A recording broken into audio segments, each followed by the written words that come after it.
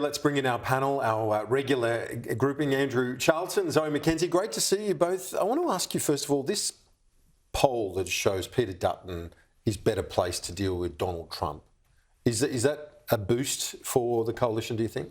Not just a boost for coalition, but it certainly reflects what I think the average person is thinking on the street. Peter's a very straight talker. Trump is a very straight talker. They've both got a focus on things like energy and a balanced energy mix. There's no ideology with Trump. It's just get it done. And Peter's more of a get it done guy than the Prime Minister is. What's your take on that?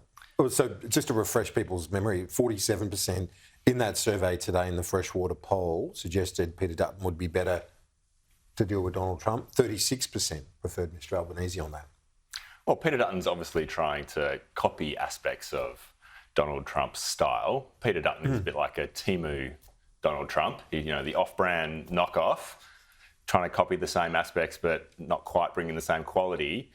I think the reality, though, is Australians know that on the world stage, which of these two leaders will enhance Australia's reputation. I mean, think about the runs that are on the board.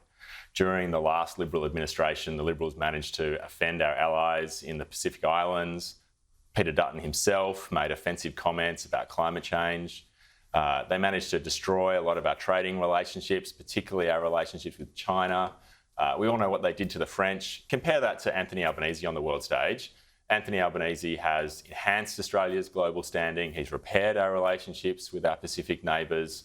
He has strengthened Australia's trading relationship with China, got those tariffs back down.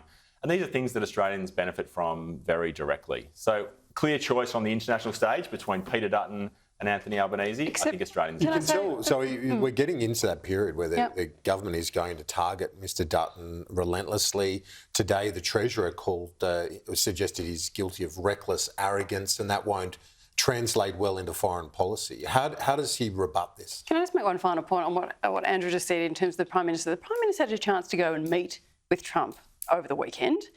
He said, I don't know if you've noticed, it's not on the map. Well, I don't know if you've noticed, mate, but the president of Argentina flew from Argentina, then up to Florida to meet with the future president, and then down to Peru for the meeting that everyone was attending. So it's quite possible to go a bit out of your way. And last time I looked, Florida, Peru isn't that far from each other. So he could have gone and actually tried to solidify the relationship between Australia and the United States, our most important strategic ally.